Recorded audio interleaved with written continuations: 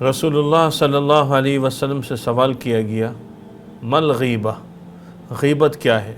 آپ صلی اللہ علیہ وسلم نے ارشاد فرمایا، ذکر کا اخا کا بما یکرہ، کہ تمہارا اپنے بھائی کو اس طرح یاد کرنا جو اس کو ناپسند ہو، یہ غیبت ہے۔ تو پوچھنے والے نے سوال کیا کہ یا رسول اللہ، اگر اس میں وہ چیز موجود ہو تب بھی؟ تو آپ نے فرمایا، ان کان فیہ ما تقول فقد اغتبتہ، اگر اس میں وہ چیز موجود ہے اور تم نے یہ بات کہی تب تو یہ غیبت ہے۔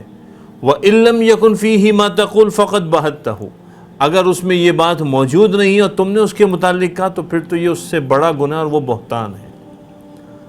آج غیبت کی فضا عام ہے، مجلسیں غیبتوں سے بھری ہوئی ہیں۔ قرآن کریم نے غیبت سے منع فرمایا، گناہ کبیرہ ہے غیبت، اور قرآن کریم نے اس کی شناعت کو یوں بیان کیا ہے، وَلَا يَغْتَبْ بَعْضُكُمْ بَعْضًا أَيُحِبُّ أَحَدُكُمْ أَن يَأْكُلَ لَحْمَ أَخِيهِ مَيْتًا فَكَرِهْتُمُوهُ، کہ غیبت سے بچو، کیونکہ غیبت ایسا ہے جیسے آدمی اپنے مردار بھائی کے گوشت کو کھا رہا۔ اس لیے اس حدیث کی روشنی میں ہمیں ایک معاشرتی تعلیمات مل رہی ہیں۔ آج کا معاشرہ غیبتوں کا معاشرہ ہے، مجلسیں گرم ہیں، محافل گرم ہیں، تقریبات گرم ہیں، کس سے؟ غیبتوں سے، برائیوں سے، بہتان سے۔ علماء نے لکھا ہے کہ غیبت کا کرنا بھی گناہ ہے اور غیبت کا سننا بھی جو ہے نا گناہ ہے۔ بعض اہل اللہ سے یہ بات سنی کہ ہم کسی ایسی جگہ بیٹھ گئے جہاں پر غیبت ہو رہی تھی، ہم شریک نہیں تھے، تو ہمارے سے عبادت کی لذت ہی چھن گئی۔ تو ذرا سوچنے کی بات ہے کہ جو خود غیبت کر رہا ہو اس کا کیا حال ہوگا، اور جو اس چیز کو پروموٹ کرتا ہے اس کا کیا حال ہوگا۔ آج سوشل میڈیا پر مختلف پوسٹیں لگ رہی ہیں، مختلف چیزیں وائرل کی جا رہی ہیں، لیکن اس کے پیچھے اگر آپ دیکھیں تو آپ کو بہت ساری جگہوں پہ غیبت کا عنصر بھی نظر آئے گا۔ دیکھیں، جہاں پر ظلم ہے، کسی کے ساتھ زیادتی ہے، یا مسئلہ پوچھنا ہے کسی مفتی سے، یا کسی کے شر سے لوگوں کو بچانا ہے، تو وہاں تو آپ اگر بات کریں تو ٹھیک ہے، لیکن اس کی تعیین کون کرے گا، یہ بھی کسی مربی سے پوچھنے کی ضرورت ہے۔ ہر آدمی یہ سمجھتا ہے کہ بس میں جو ہے نا سب سے پہلے اس بات کو عام کر دوں، اور پھر وہ غیبتوں میں لگ جاتا ہے۔ اور سوشل میڈیا میں تو ایسا حال ہوا پڑا ہے کہ کچھ کہتے ہوئے، کچھ بولتے ہوئے بسا اوقات یہ لگتا ہے کہ آپ اگر صحیح بات بھی کریں گے تو رخ کو غیبت کی طرف نہ موڑ دیا جائے۔ ایک آدمی عمومی بات کر رہا ہے، ایک عام بات ہے، اس کو عام انداز میں رکھا جائے، نہ یہ کہ اس کے رخ کو الگ انداز میں لے جائے۔ بہت ضرورت ہے ہمیں اپنی تربیت کی، اس معاشرے کی تربیت کی۔ معاشرہ جس ابتری کی طرف جا رہا ہے، جس اخلاقی تباہی کی طرف جا رہا ہے، جس کمزوری کی طرف جا رہا ہے، اس کو ٹھیک کرنا ہم سب کی ذمہ داری ہے۔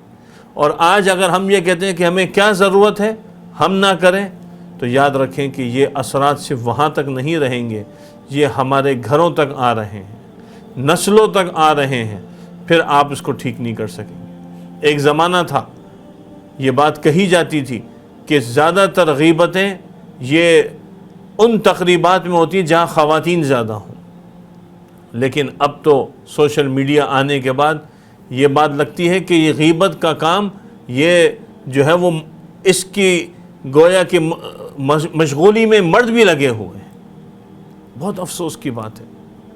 اور اگر کسی سے کہا جائے کہ بھائی اس طرح نہ کرو تو بہت بھی مشکل ہو جاتی ہے۔ سوشل میڈیا کا استعمال کریں، مثبت استعمال کریں، تعمیری استعمال کریں، مؤثر بنائیں، اپنا پیغام اچھے انداز میں امت تک پہنچائیں۔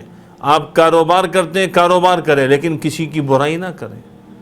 آپ اگر ایجوکیشن سے وابستہ ہیں وہ کریں، لیکن کسی کی برائی کر کے، کمی دکھا کے نہ کریں۔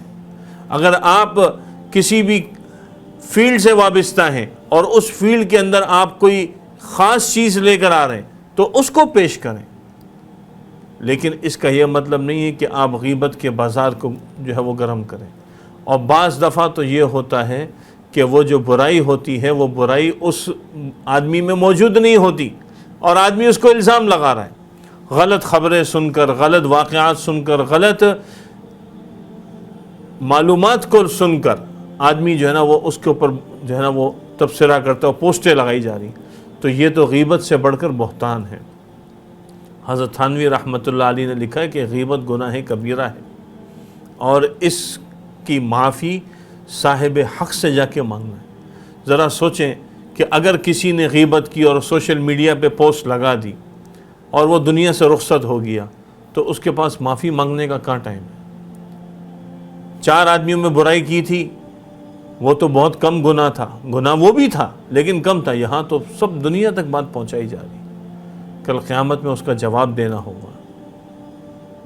اس لیے علماء نے یہ بات لکھی ہے کہ جب انسان سے ایسی کوتاہی ہو جائے تو صاحب حق سے جا کے معافی مانگے، اور اگر وہ آدمی موجود نہیں ہے تو اس کے اہل و عیال سے جا کر، اس کے ورثہ سے جا کے معافی مانگے، اور اگر وہ بھی نہیں ہے تو اس کے حق میں توبہ استغفار کرے کہ اللہ تعالیٰ پھر اس غیبت کرنے کی وجہ سے جو اس نے غیبت کی ہے اس کو جو نقصان پہنچایا ہے تو اللہ تعالیٰ اس کو معاف فرما دے۔